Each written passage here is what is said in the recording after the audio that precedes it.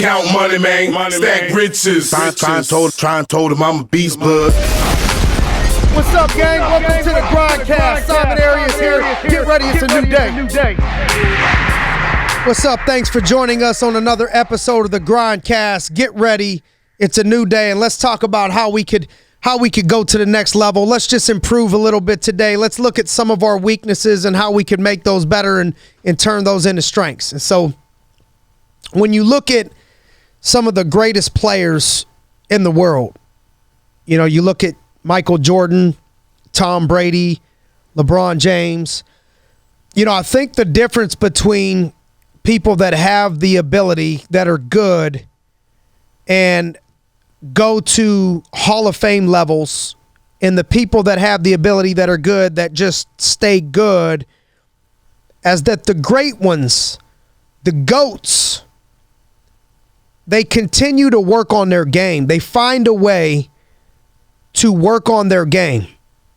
You know, I look at Michael Jordan back in the day, and I remember when Mike, as he got older, you know, maybe he lost a half a step, but he kept winning titles, he would work on the fadeaway. You know, anybody that followed his career watched him get better at shooting from the outside, watched him get better, watch him create the fadeaway. And you know, when you watch Kobe, you could see a lot of Jordan in Kobe's game, where Kobe must have studied a little bit of Mike. You look at Tom Brady as he continues to get older, in his 40s. I mean, my dude's creeping up on his mid-40s, still playing the game at a high level. He's found ways to get better and combat the father time that nobody can stop. He's found ways to focus on weaknesses in his game and make him a little bit better to get an edge. And so how can this pertain to you and I? How can this pertain to our life, to our business? What is it that you're doing? I know there's a lot of different listeners out here, but let's look at every year picking out a few weaknesses that we can improve on so we can keep on growing. And so even though you want to focus on your strengths, you know, I'm a huge believer in doubling down on your strengths. You know, it would make no sense. We got to be smart about this, okay? It would be make no sense in me trying to get better at my post game in basketball when I'm 5'7". Okay? So you got to be smart about what you're going to choose that you're weak at, that you want to get better at. Work on your strengths. Don't neglect the strengths. Double down on the strengths. Whatever you're good at, keep pouring time and energy and more energy into what you're already good at least a 2-to-1 ratio. Put more stuff into what you're good at and what you're already good at and developing that than you're putting into your weaknesses, but you got to put some time and energy into your weaknesses and even look at what the payoff could be. What's going to give you the biggest return and reward on your investment? When you look at working on your weaknesses, it's uncomfortable. But a lot of times it's necessary. So we can't take this doubling down on our strengths too far. Like if you wanted to be great in basketball, sticking with that analogy, maybe you need to get better with your left hand to dribble or left hand to shoot a layup. You can ignore that and just double down on your strengths, but at some point that's going to hurt you. And all the greats are capable of dribbling with their left hand and being good with that left. So working on your weaknesses is uncomfortable for all of us. What are the things that we need to point out that we're weak at, that we got to work on? None of that is ever going to be comfortable. It's so easy to avoid working on your weaknesses because it's uncomfortable. Whether it's, you know, try brushing your teeth with your left hand. You ever get hurt? You know, I blew my bicep out this year, tore my bicep tendon, and I had to do a lot of things with my left hand for a while. And it was awkward. Uncomfortable, but over time it got better. So when you first start transitioning into working on your weaknesses, it's uncomfortable. It's not as much fun. It's why it's great. Stuff that takes you to the next level, a lot of the times isn't what you feel like doing, isn't what you want to do. In order to work on your weaknesses and acknowledge your weaknesses, you have to be in a mindset of humility. Humble yourself that you could always get better. It's hard to keep growing yourself if you're always patting yourself on the back. You could always be better. Stay in a mindset of growth mode by staying in a mindset of humility. Humbling yourself to know that somebody else out there is better. Somebody else out there is trying to catch me. There's a way that I could do this better. I got to keep growing. Keep that as the mindset. Something else that's going to help you when you're working on your weaknesses is you got to seek out coaches and ask them for their opinions of what your weaknesses are. You'll see a quarterback with a quarterback coach, and the quarterback and the quarterback coach are watching film and they're breaking down what is that person's weakness. Even if you're the greatest fighter in the world, you may need a coach that's looking at you, watching you, saying, oh, technique's off over here. Could get a little bit better over here. Find someone that's good in that specific area to develop you in that one area. For example, kids doing good in school, but they're weak in social studies. Well, you can't just fail social studies. You can't just get an F. But maybe that's not something you want to major in college. Maybe that's not something you want to go to school for if you ever want to go to school at all. It might not be but right now we got to work on that weakness a little bit. So maybe you need individualized one-on-one tutoring sessions with somebody that's their deal. So you have to seek it out from other coaches that can give you their opinion on what you're weak at.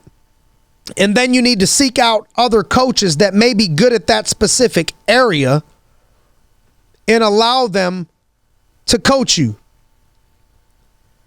Next thing in improving on your weaknesses is it takes a lot of repetition. Let me give you an example. If you're playing basketball and one of your weak points is free throws, write down your game plan. And the game plans probably needs to be a certain amount of repetition. Everything in life is repetition.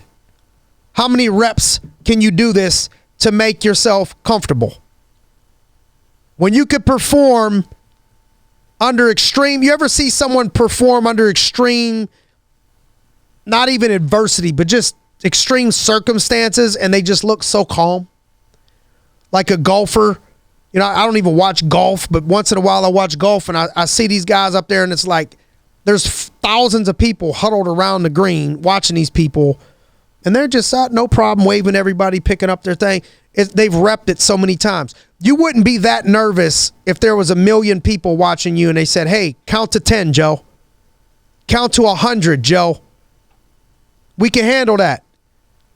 And so it's because you've repped it for so long. So many repetitions.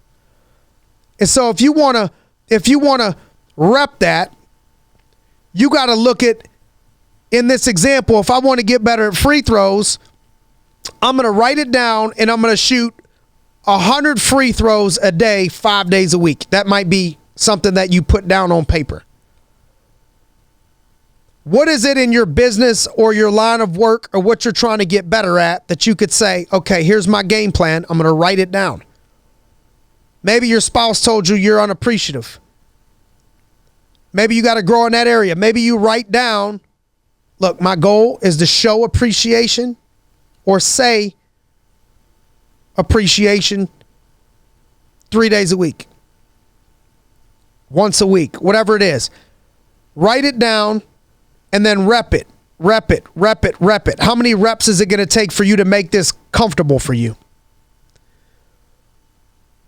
Look at what is it that you can develop in your mindset that's going to make you better. Because sometimes people just focus on their skill set. And you do got to look at your skill set. What in your skill set are you weak at that you can get better at? That would bring you big results. But don't ignore the mindset.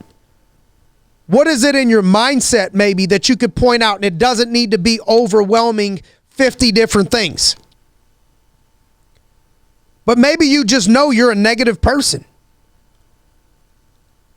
And you write down 5 days a week, I'm going to focus on saying something positive. Anytime that negativity comes into my mind, I'm going to spit it out and start over and get something positive. I'm going to speak positive words into my life. I don't know what it is, but for each individual, look at what is it in your mindset? What is it in your skill set? What is it in your professional life? Maybe you want to focus on something getting better at. Maybe you need to get better at something in your personal life. What habits in your personal life right now do you need to stop? What habits in your personal life do you need to pick up? Maybe you say, I want to start going to church twice a month. Right now, I'm drinking 5 days a week. I only want to drink 2 days a week and have a couple drinks socially. What are the things in your personal life that you could write down, that you could stop, or that you could pick up, that need to help you, that'll grow you personally as an individual? I know somebody that was trying to cut down on smoking, and what he's currently doing is he only has 1 cigarette a day. And he does it at night. At night, that's like his time to relax and unwind and woosah. I mean, I give him a lot of credit. There's people out there that couldn't even get that far. He'll go all day looking forward to that, and he's doing it. So what is it in your personal life that you could grow, even if it's just one thing, one small thing? If you could just keep picking up every couple months, every 6 months, or every year, a couple things that you can get better at. And then as you're trying to find what are the areas that I want to pick out that I could get better at, that are weaknesses, think about what's going to give you the biggest return on investment. What if you got better in this in your personal life? What if you can't do 10 things? What 1 or 2 things in your relationship would give you a good return? What in your personal life, if you stopped doing or started doing, you added these couple things to your game, would give you a better, happier life or a healthier life or more of a return? What over here can you do in your business that these 1 or 2 things, if you got better in these 2 areas, it would give you the greatest return on your investment? That could go to sports or professionally. Let's say you think, oh man, it's in the goal line, last 10 yards of football. If I got great here, and instead of scoring field goals 7 out of 10 times, I scored touchdowns 7 out of 10 times, that would drastically affect our team. Well, let's start working on the last 10 yards then, because that'll give you a drastic effect. Maybe you pick that over something 40-yard field goals. Yeah, I don't know what it is. But think of if you're going to pick 1 or 2, what's going to give you the biggest bang for your buck, the biggest return on what it is that you want to do. And I think if you can do those things, you'll start moving in the right direction. I think a reason why people don't work on their improvement of their weaknesses a lot of times is they're overwhelmed by how many things they want to improve, or they're afraid to start something because they know they don't have the discipline that it takes to finish it. And for those folks out there, I want to encourage you to do something. If you know that in 2020 you want to work out, and you want to join the everybody that starts this stuff in January and then nobody's there by April. But let's say you want to get in better shape and you know you need to go 5 days a week. Don't get intimidated by 5 days a week. How about if you went 1 day a week in the first month? Is that going to kill you? Then maybe the second month you go to 2 days a week. Then the third month you go to 3 days a week. And you stay there for the whole second quarter. Maybe by the third quarter, you got enough of a rhythm. You go to 4 days a week. And by the end of the year, you're up at 5 days a week. Give yourself time to get better. If you went from working out 1 day a week to 2 days a week, you had 100% growth. If you're eating like crap 7 days a week, try to eat clean 2 days a week. Pick them. Monday, Tuesday. Get used to that. Go to 4 days a week. Work your way to 5 days a week where you can look forward to, all right, I'll eat like crap a little bit on the weekends, but I'm going to eat good Monday through Friday. And work up and build up to those things. Whatever you want to get better at this year, first of all, find something to get better at. You can't just go into next year and think you're accidentally going to get better.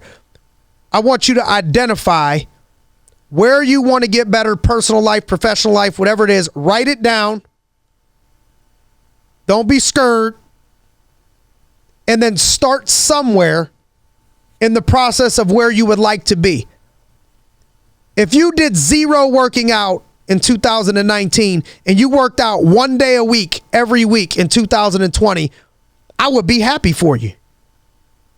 That's a victory. You didn't do nothing. Then you get into the following year, you go to 3 days a week. You went from 1 to 3. That's 300% growth. I'm proud of you. You moving in the right direction. Stop being paralyzed by what you can't do or you're not prepared to do yet, and do something. Take action. You wanted to quit smoking? Instead of doing nothing, instead of go from a pack a day to a pack every 2 days. Sit there till you can handle it. You're used to it. You got the discipline there. Go to a pack every 3 days. It's a process. Each level that you go up in life is going to require a better version of you. Each level that you want to go up in life is going to require a better version of you. And you got to keep the mindset of either you're closing the gap on other people or other people are closing the gap on you. You ever hear somebody say, oh, you're going to have to get up real early if you want to fool me? Like, take the mindset of people that are trying to close the gap on you. Like, they better get to grinding real hard if they plan on closing the gap on me. That's what I imagine Belichick and Brady doing. They got to be working so hard at keeping that gap that they're like, man, God bless them if they're willing to. Because I know people that play for the Patriots, and they told me Tom Brady would be beating the rookies to the locker room all the time. Watching film, already working out 5-something in the morning when the rookies that are just trying to make it can't beat Tom, the GOAT. Each level that you go up requires a better version of yourself. Close the gap on your goals. Close the gap on your dreams. Don't let your dreams and goals get further away from you. Go grab it. While you're working on your weaknesses, let me remind you not to neglect your strengths. The strengths, I told you, got to focus and zone in on them strengths too. You got to keep on improving and keep them strengths tight. But add a couple things to your game in the process of greatness. Keep a humble spirit. Keep a teachable spirit. You're already doing it because you're listening to the Grindcast. You're taking time out of your day to think that you could get better from listening to me, and that's humbling. It fires me up. It motivates me. It keeps me on my game, makes me want to keep on growing because there's some people out there, somebody out there that thinks that by investing 20 minutes of their day with me today, they got a chance of getting better. You could have did anything else in the world and you chose to spend that time with me. And I appreciate that. If there's anybody out there that you know that can benefit from this, can you do me a favor on my mission to help more people and reach more people and share it with them? Let them know about this. Make sure they subscribe, comment.